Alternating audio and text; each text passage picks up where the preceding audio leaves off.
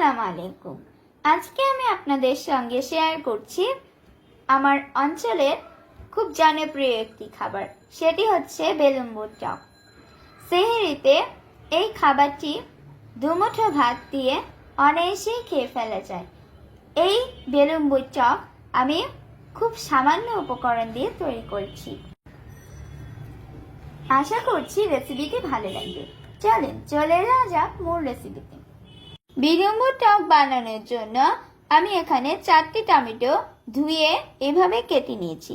2 table চামচ তেল দিয়ে দিচ্ছি। এখানে আমি একটি বাটিতে 2টি পেঁয়াজ চিকন করে কুচি করে নিয়েছি। এখন আমি এটাকে দিয়ে দিচ্ছি স্বাদ মতো লবণ ও দিয়ে দিচ্ছি 1 চামচ মরিচের গুঁড়ো।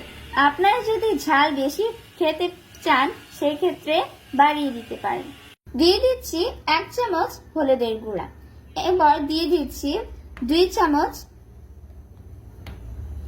ধনিয়ার গুঁড়া। এখানে আমি ধনিয়ার গুঁড়োটা একটু বেশি দিব। এগুলোকে হাত দিয়ে ভালোভাবে মিশিয়ে নিব। দিয়ে দিচ্ছি 2 কাপ পানি। টমেটোটা যতক্ষণ গলে না যাবে ততক্ষণ আমি এটাকে রান্না করব।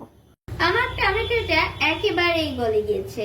এখন আমি এর মধ্যে অ্যাড করছি 3 কাপ পানি।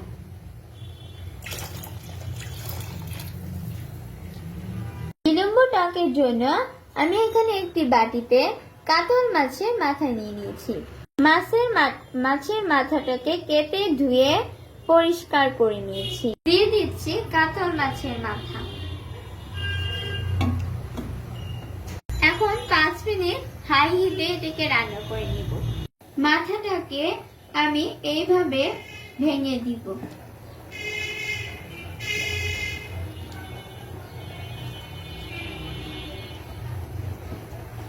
যে কোনো মাছ দিয়ে এই টক রান্না করা যায়। ভাড়া মাছ দিয়েও খেতে খুব ভালো লাগে।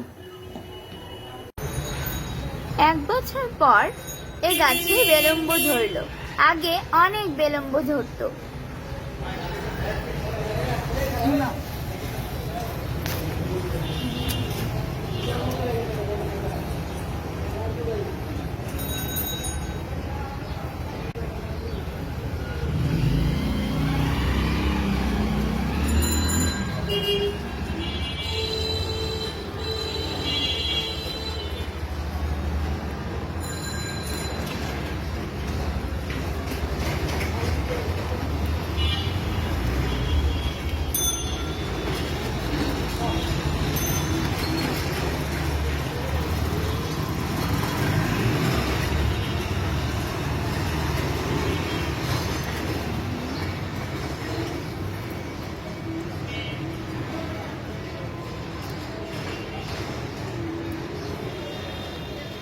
বেলুম্বুগুলোকে ধুয়ে মাঝখান দিয়ে কেটে নিয়েছি।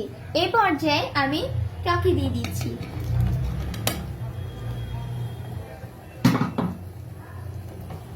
বেলুম্বু সেদ্ধ হতে খুব বেশি সময় নেয় না, প্রায় 5 মিনিট রান্না করলেই হয়ে যাবে।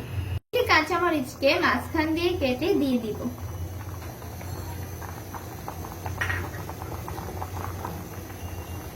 সবশেষে দিয়ে দিচ্ছি ধনেপাতা কুচি।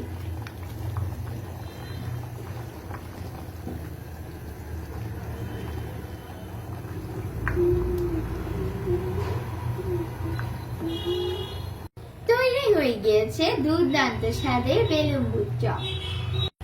আজকের এই বেলুম্বুর টকের রেসিপিটি যাদের ভালো লেগেছে তারা অবশ্যই লাইক, কমেন্টস ও শেয়ার করতে ভুলবেন না। আমাকে ফলো দেওয়ার অনুরোধ রইল। আজকে এই পর্যন্তই। আল্লাহ হাফেজ।